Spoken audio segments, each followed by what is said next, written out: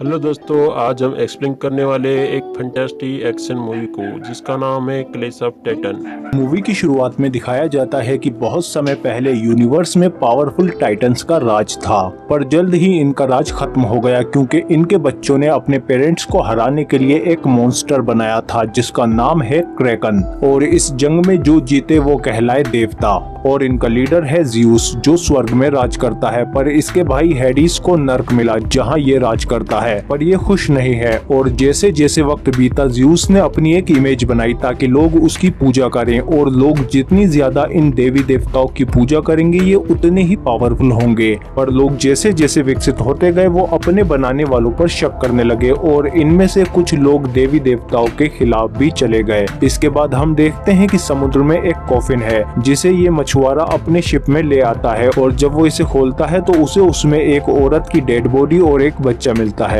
मछुआरा इस बच्चे को अपना बच्चा समझकर पाल लेता है जो अब बड़ा हो चुका है, और इसका नाम है परसियस जो अपने पिता की तरह एक मछुआरा है। ये लोग आर्गस सिटी के पास आ जाते हैं जहां एक बहुत बड़ा ज़्यूस का स्टैच्यू है, और थोड़ी ही देर बाद इन्हें अंदाजा हो जाता है कि यहाँ कुछ तो गलत हो रहा है क्योंकि कुछ आर्मी सोल्जर्स इस मूर्ति को तोड़कर गिरा देते हैं। लेकिन तभी आसमान काला पड़ने लगता है और समुद्र में से खतरनाक क्रिएचर निकलने लगते हैं, और ये इन लोगों पर हमला कर देते हैं जिन्होंने इनके देवता का अपमान किया है। सोल्जर्स लड़ने की कोशिश करते हैं पर ये क्रिएचर एक एक करके सबको मार देते हैं और फिर एक जगह जुड़ने लगते हैं, और फिर हेडिस में ट्रांसफॉर्म हो जाते हैं जिसकी निगाह मछुआरों पर पड़ती है। और फिर ये देवता उनकी बोट पर हमला करते हुए समुद्र में चला जाता है। इस हमले में परसियस तो बच जाता है पर इसकी फैमिली बोट में फंस जाती है, और परसियस उन्हें बचाने की हर मुमकिन कोशिश करता है पर वो इन्हें नहीं बचा पाता और बाहर आकर रोने लगता है। ऊपर स्वर्ग में जब ज़्यूस को पता चलता है कि इंसान देवताओं के खिलाफ हो गए हैं तो वो गुस्से में आग बबूला हो जाता है। तभी हेडिस भी ओलिम्पस आ जाता है और ज़्यूस को मनाने की कोशिश करता है कि इंसानों से इसका हिसाब लेना चाहिए, आप मुझे इजाजत दें तो मैं आर्गोस के लोगों को इसकी सजा देना चाहूंगा। अपोलो मना करता है कि हमें अमर रहने के लिए इंसानों की प्रेयर्स की जरूरत है, पर ज़्यूस हेडिस की बात से सहमत है कि इंसानों को डराने की जरूरत है ताकि उन्हें देवताओं के प्यार की अहमियत समझ आ सके। इधर धरती पर परसियस को आर्गोस के आर्मी सोल्जर पकड़ लेते हैं और परसियस के राजा के महल में ले आते हैं, और एक सिपाही राजा कैफियस को बताता है कि हमारा मिशन कामयाब हुआ, हमने उस मूर्ति को तोड़कर गिरा दिया। सभी लोग इसे देवताओं की हार समझकर अपनी जीत का जश्न मनाने लगते हैं। राजा कैफियस कहता है कि अब नया दौर शुरू हो चुका है जहां अब देवता हमारी किस्मत तय नहीं करेंगे। तभी राजा की बेटी एंड्रोमेडा इन्हें आगाह करती है कि देवताओं को नाराज करने का अंजाम बहुत बुरा होगा क्योंकि ये देवताओं पर विश्वास करती है। पर इसकी माँ इस पर हंसने लगती है क्योंकि रानी अब खुद को भी देवता समझने लगी है। तभी अंधेरा आने लगता है और एक काला धुआं बीच में जमा होकर लोगों को अपने अंदर खींचने लगता है, पर परसियस किसी तरह बच जाता है और तभी उसमें से हेडिस निकल आता है और फिर रानी के अंदर से उसकी जान खींच लेता है। फिर ये देवता बताता है कि अगले 10 दिन में वो शहर पर क्रैकन को छोड़ देगा, जिससे बचने का एक ही रास्ता है कि तुम्हें अपनी प्रिंसेस को क्रैकन के हवाले करना होगा। ये एक कुर्बानी है देवताओं को नाराज करने की। और जाते जाते हेडिस सबको बता जाता है कि परसियस ज़्यूस का बेटा है, उसी देवता का जिसकी वजह से अब तुम पर तबाही आने वाली है। सिपाही फौरन परसियस को बंदी बना लेते हैं और उससे उगलवाने की कोशिश करते हैं कि इस श्राप से बचने का क्या तरीका है, पर परसियस को भी इन लोगों की तरह कुछ नहीं पता। फिर कुछ टाइम बाद परसियस से मिलने एक लेडी आती है जिसका नाम आयो है, और ये परसियस के बारे में सब कुछ जानती है। ये परसियस को बताती है कि तुम आधे इंसान आधे देवता हो। वो बताती है कि तुम्हारे जन्म से पहले राजा एक्रीसियस ने देवताओं के खिलाफ जंग छेड़ दी थी, पर उसकी आर्मी को तबाह करने के बजाय ज़्यूस ने उसे सजा देने का दूसरा तरीका चुना, और राजा एक्रीसियस का रूप लेकर वो रानी के पास आ गए। और उस रात रानी को नहीं पता था कि वो ज़्यूस हैं, और जब तक एक्रीसियस वहां आया तब तक बहुत देर हो चुकी थी। इसके बाद एक्रीसियस रानी और उसके बच्चे को निकाल फेंकने का आदेश देता है, और कॉफिन को फेंकने से पहले ही ज़्यूस उस पर बिजली गिरा देते हैं और एक्रीसियस एक मॉन्स्टर में हमेशा के लिए बदल जाता है। आयो बताती है कि तुम्हारी पावर्स भी आधे देवता यानी डेमीगॉड की हैं, इसीलिए तुम क्रैकन को मार सकते हो, और अगर क्रैकन मर गया तो हेडिस भी कमजोर हो जाएगा क्योंकि क्रैकन को हेडिस की बॉडी से ही बनाया गया है। परसियस समझ जाता है कि हेडिस से अपनी फैमिली का बदला लेने का यही मौका है, इसीलिए परसियस भी इन सोल्जर्स के साथ शामिल हो जाता है। इसके बाद ये लोग स्टीजियन विचेस के पास जाते हैं जिन्हें हर चीज के बारे में जानकारी है ताकि ये पता लगा सकें कि कि क्रैकन को कैसे मारना है।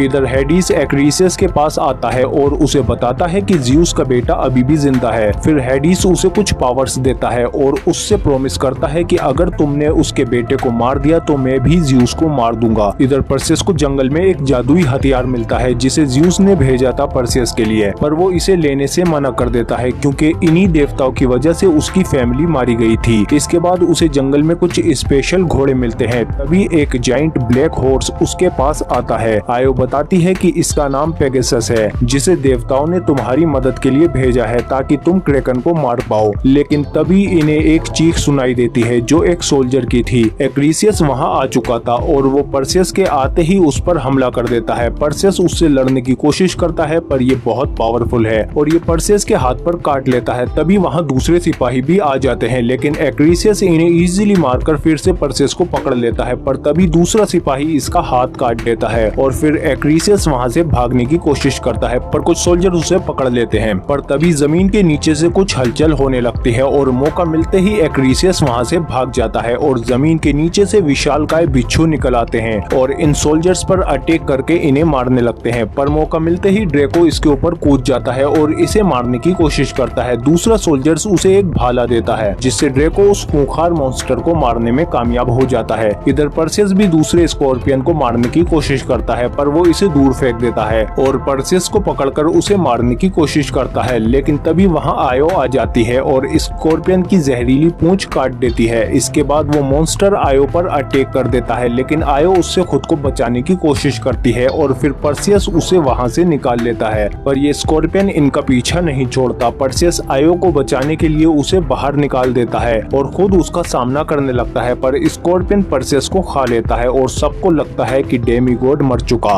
पर तभी परसेस उसको चीरकर बाहर आ जाता है। तभी दो सोल्जर्स इनकी तरफ भागते हुए आते हैं और हम देखते हैं कि स्कॉर्पियंस ने इन्हें चारों तरफ से घेर लिया है और वो इन पर अटैक करने ही वाले होते हैं। तभी कोई इन्हें दूर से ही रोक देता है। ड्रेको फौरन पहचान जाता है कि ये तो जिन है। ये लोग समझ जाते हैं कि जिन हमारी मदद के लिए आए हैं। इसके बाद जिन इन स्कॉर्पियंस को अपनी सवारी बना लेते हैं क्योंकि इन पर चढ़कर ये अपना सफर जल्दी तय कर लेंगे। और लंबे सफर के बाद ये लोग गार्डन ऑफ स्टीजिया आ जाते हैं जहाँ वो विचेस रहती हैं जिन्हें सब कुछ पता है। और जब ये लोग अंदर आते हैं तो वो तीनों विचेस आ जाती हैं जिनकी सिर्फ एक ही आंख है। ये तीनों जानकारी के बदले पेमेंट मांगती है और सोल्जर्स पर अटैक कर देती है, लेकिन परसेस उनकी आंख छीन लेता है और उन्हें धमकी देता है कि अगर तुमने क्रैकन को मारने का तरीका नहीं बताया तो मैं ये आंख डिस्ट्रॉय कर दूंगा। जिस पर ये विचेस मान जाती हैं और बताती हैं कि क्रैकन को सिर्फ मेड्यूसा ही मार सकती है क्योंकि जो भी उसकी आंखों में देखता है वो फौरन ही पत्थर बन जाता है। इसके बाद परसेस उन्हें उनकी आंख देकर जाने लगता है और ये लोग मेड्यूसा की तलाश में निकल जाते हैं। कुछ सिपाही डरकर वापस लौट जाते हैं पर बाकी लोग अभी भी अपने सफर पर डटे हुए हैं। इसके बाद परसेस को एक शख्स मिलता है जो कोई और नहीं बल्कि उसका पिता ज़्यूस है। वो परसेस से कहते हैं कि इस तरह तुम कभी भी क्रैकन को नहीं मार सकते और ना ही हेडिस से बदला ले सकते हो। इसीलिए ज़्यूस उससे कहते हैं कि तुम भी बाकी देवताओं की तरह स्वर्ग में रहो। पर परसेस मना कर देता है और कहता है कि मैं इंसानों की तरह जीऊंगा और उन्हीं की तरह मरूंगा। पर ज़्यूस नहीं चाहते कि उनका बेटा हारे, इसीलिए वो उसे एक गोल्डन कॉइन देते हैं ताकि वो मेड्यूसा तक पहुंच सके क्योंकि वहां जाने की एक कीमत होती है। इसके बाद ये लोग एक भूतिया नदी के पास आते हैं और परसेस वो कॉइन निकालता है और जिन उसे नदी में डाल देता है और जल्द ही इनके पास एक बोट आ जाती है जिसमें बैठकर ये लोग अपनी मंजिल तक आ जाते हैं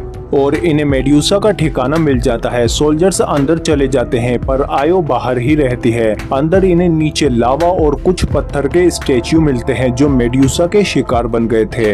इसके बाद इन्हें एक औरत के हंसने की आवाज आती है। ये समझ जाते हैं कि मेड्यूसा आसपास है। तभी कई सारे एरोस से इन पर अटैक होने लगता है और कई सोल्जर्स लावा में गिर जाते हैं। पर परसेस जिनको पकड़ लेता है और ड्रेको सोल्जर से कहता है कि मेड्यूसा का पीछा करो बिना उसकी आंखों में देखे। परसेस भी खुद को और जिनको बचा लेता है पर तभी मेड्यूसा एक सोल्जर के सामने आ जाती है जिसकी ओर देखते ही वो पत्थर में बदल जाता है। परसेस और जिन तीरों से बचते हुए अंदर भागते हैं पर मेड्यूसा अपने शिकार को ढूंढ रही है। परसेस कहता है कि मैं इसे चकमा देकर बाहर लाता हूँ और तुम मौका मिलते ही इस पर अटैक कर देना। मेड्यूसा अपने शिकार का पीछा करने लगती है पर परसेस काफी तेज है और बाकी लोग भी परफेक्ट टाइमिंग का वेट कर रहे हैं। परसेस इसे जिन के पास ले आता है। जिन उसका सिर काटने की कोशिश करता है पर वो चूक जाता है। और मेड्यूसा उसे जकड़ लेती है और उसे पत्थर में बदलने लगती है, पर जिन पर इसका कोई असर नहीं होता क्योंकि उसकी बॉडी के अंदर कोई भी मांस यही है। जिन मेड्यूसा पर हंसता है और खुद को उड़ा देता है। इससे पहले मेड्यूसा रिकवर हो तभी ड्रेको एक नुकीले पत्थर को लेकर उसकी दुम पर गिर जाता है। तभी मेड्यूसा गुस्से में मुड़कर ड्रेको की ओर देखती है, जिससे ड्रेको मुस्कुराते हुए एक पत्थर में बदल जाता है, जिससे परसेस को मौका मिल जाता है और वो अपनी शील्ड में देखकर मेड्यूसा पर फाइनल अटैक कर देता है, जिससे उसका सिर कटकर अलग हो जाता है और अंदर से सिर्फ परसेस ही बाहर आता है। पर तभी बाहर एक्रीसियस आयो को मार देता है। परसेस गुस्से में उस पर अटैक करता है, पर एक्रीसियस बहुत ताकतवर है और वो इसकी तलवार भी तोड़ देता है और परसेस पर भारी पड़ता है। लेकिन आयो को मरता देख परसेस ज़्यूस की तलवार उठा लेता है और एक्रीसियस पर अटैक कर देता है और उसे उस तलवार से मार देता है, जिसके बाद एक्रीसियस वापस इंसान में बदलकर मर जाता है। परसेस फौरन आयो के पास आता है। वो कहती है कि जल्दी जाओ और क्रैकन को मारकर लोगों को बचा लो। इसके बाद आयो मर जाती है। तभी वहाँ पेगासस आता है, जिस पर बैठकर परसेस आर्गोस शहर की ओर आने लगता है। इधर समुद्र से क्रैकन के टेंटिकल्स भी बाहर आने लगते हैं और लोग समझ जाते हैं कि क्रैकन आने वाला है। इसीलिए लोग प्रिंसेस को बांधकर लटका देते हैं ताकि इसकी कुर्बानी से क्रैकन बाकी सबको छोड़ दे।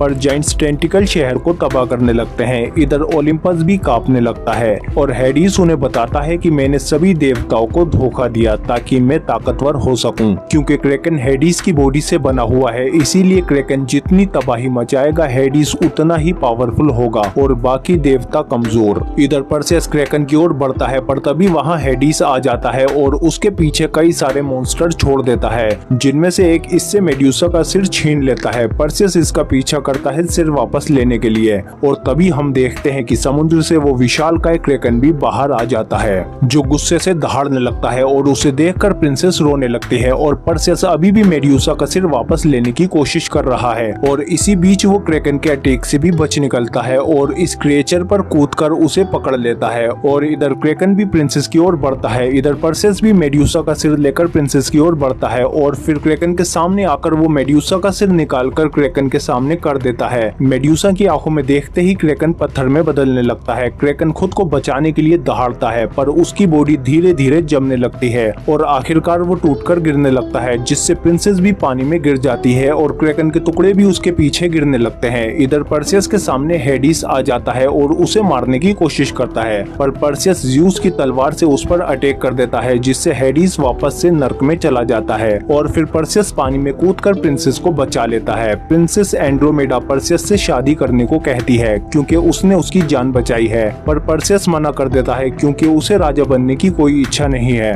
कुछ टाइम बाद वहाँ ज़्यूस आते हैं और स्वर्ग को बचाने के लिए वो परसेस को इनाम के रूप में आयो को वापस जिंदा करके लौटा देते हैं ताकि बची हुई बाकी जिंदगी वो इसके साथ प्यार से बिता सके। और इसी के साथ ये मूवी यहाँ ख़त्म हो जाती है। आप कमेंट करके बताओ कि आपको ये मूवी कैसी लगी।